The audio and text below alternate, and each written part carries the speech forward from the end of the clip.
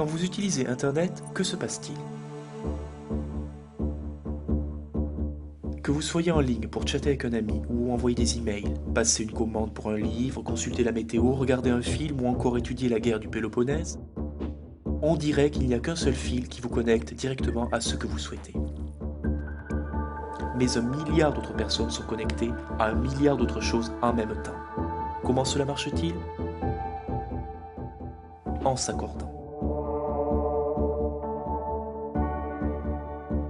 Imaginez le réseau comme un jeu. Un jeu ne fonctionne que si on respecte des règles. Sinon, on ne s'amuse pas beaucoup.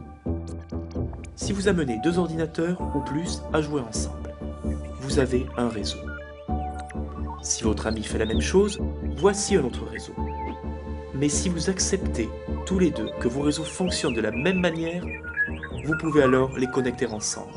Et vous avez un interréseau. Les règles suivies s'appellent le protocole Internet. Tant qu'il est respecté, autant d'appareils de réseau peuvent être ajoutés jusqu'à ce que le monde entier soit connecté. C'est ce que représente l'Internet. Un réseau de réseaux qui se partagent les uns les autres.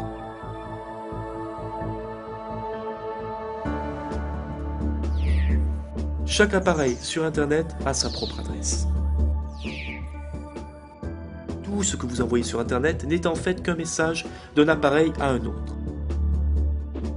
Mais il ne se déplace pas en un bloc. Ce message est pulvérisé en minuscules paquets de données, chacun emballé avec les infos sur ce qu'il est, d'où il provient et où il va. De cette manière, un message peut prendre différents chemins pour arriver à destination. Parce qu'il suit le même protocole, l'appareil récepteur sait comment reconstituer le message en un morceau. La force d'Internet réside dans le fait qu'il soit décentralisé avec de nombreuses connexions possibles. Il n'existe pas un point de défaillance.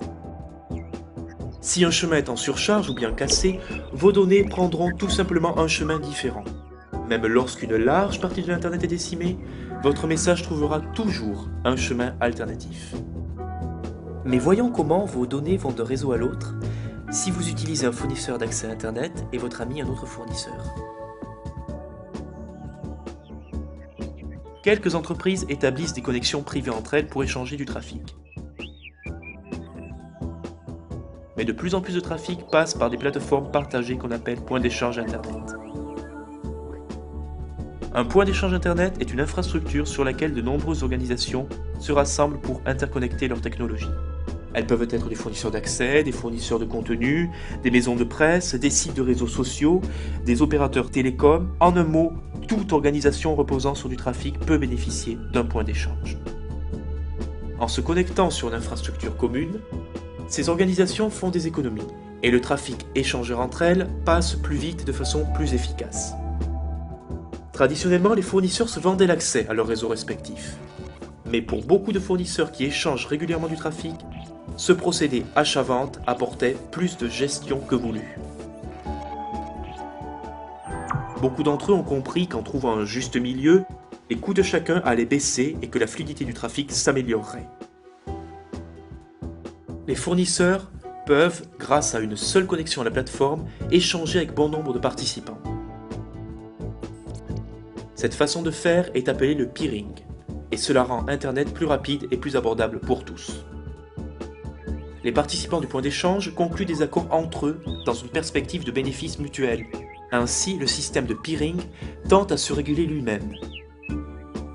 On peut penser que les entreprises abandonnent d'une certaine manière leurs services, mais en fait, chacune apporte sa part d'une solution globale dont ses clients ont besoin, à savoir échanger du trafic de la manière la plus fiable et efficace.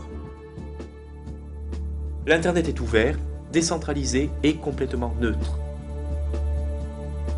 Sa force vient de sa périphérie et non d'un cœur.